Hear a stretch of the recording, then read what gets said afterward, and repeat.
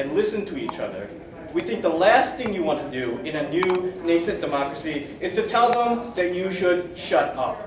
To tell them that we don't want to hear what you want to say because we know what's better for you. And the opposition here is going to stand for three things. We're going to stand for the fact that new nascent democracies are new, and therefore need every single opportunity to express and exercise these rights that are given to them within a democratic framework. Secondly, we're going to tell you how this proposition by the government is actually going to backslide these new democracies back into those conflict states, back into those authoritarian regimes, and back into governments that don't allow people to express any single idea whatsoever, and protest is going to be that stepping stone. And finally, we're going to talk to you about how checks and balances within the system is exactly what's needed.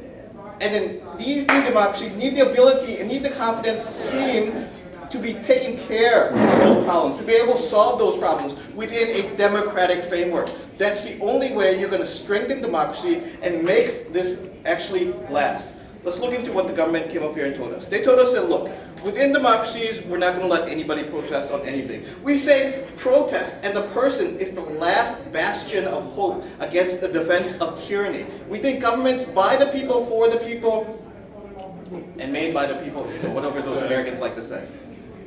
Don't you think that good, strong institutions that need the protection of stability are going to be a better check and balance than violent, often sometimes unruly protests in new democracies? I love this idea that they're going to be violent and unruly. Because if you have a problem with protests being violent and unruly, you put in checks to those violent and unrulies. You look at Singapore, where to have a protest, each individual needs to register with the state so that those people become accountable for what they're doing. And we think that that's perfect, that individuals should be accountable for what they say, what they do, no matter what they're trying to argue against the government. Secondly, in Thailand, you have to register beforehand before you actually want to protest. Where you want to go needs to be declared. The police has to be there and do that. We think that's a problem with your formalities of the protest. We think in general protests are peaceful. We think people need to be listened to and need to be heard. What happens, and let's look at a protest and what builds up to a protest. We think that especially in these new democracies, opposition parties need to be working. But when opposition parties don't work and opposition parties don't have the votes within the system, what's your second level of check?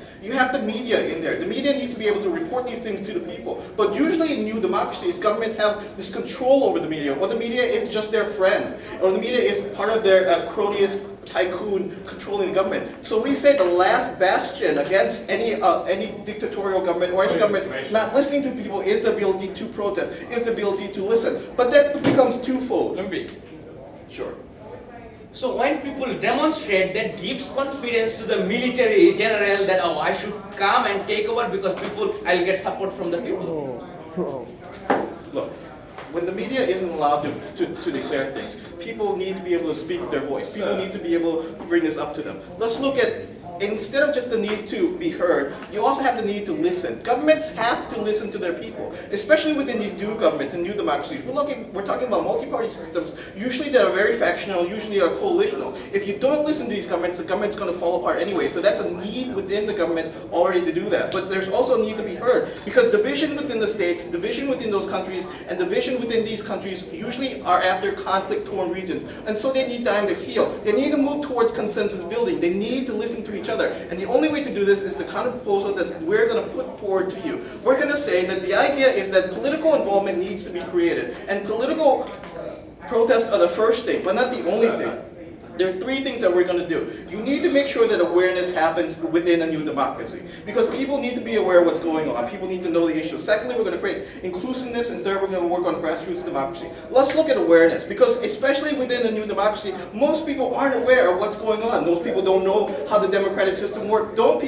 They don't understand the value of their voice yet, and so awareness needs to be made. People need to be able to exercise every single right before you start limiting those rights. And we say that's the problem. We said national and local issues, because they're on two different planes, people usually have different understandings of them. And unless you bring them into an inclusive framework, which is what we're talking about on the second level, you're not going to be able to work this. Because the idea of a winner-take-all system within a democratic framework is not what democracy is about. Democracy is built upon on three things: the rule of law, the minority rights, and consensus building. This is what democracies are founded upon. And so until you make sure that the inclusiveness of these individuals, especially those minorities, are taken into account, you're going to have an exclusionary system. And we say that exclusionary system is what leads to violence, is what leads to people taking themselves to those extremes of terrorist acts that push them into the fringe because they've been marginalized. So if you allow them to protest, you allow them to listen, you allow them to participate, and you bring them in inclusiveness, that's where you get a grassroots democratic society building up on every single level. And we said that that's what needs to be happening. Because if you don't do that, what happens?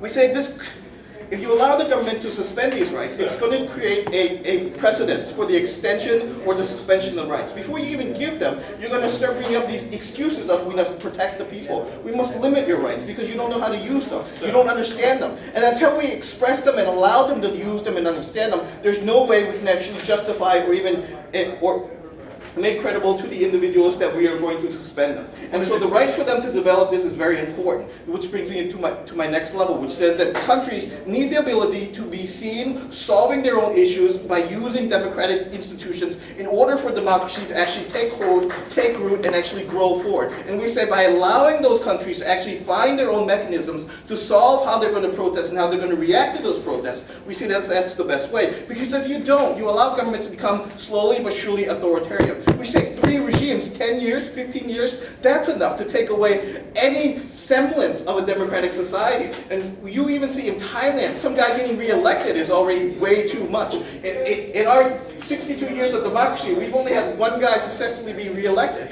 because governments always and militaries always intervene. And so we say that they need to be kept out in all instances, in all cases, especially in a new democracy, because the people need to be able to exercise those rights. You don't want the military leaving their barracks and coming into this situation every single time. And we say that that's what's going to lead to the backslide. That's what's going to be the greatest harm within this case. What have I told you here today? I've told you that we need to create political involvement. Protests are the last bastion of defense against any tyranny, and that countries need the right, and democracy needs time to develop, and it needs to solve those issues by itself before you limit any right that you want to give them. Thank you.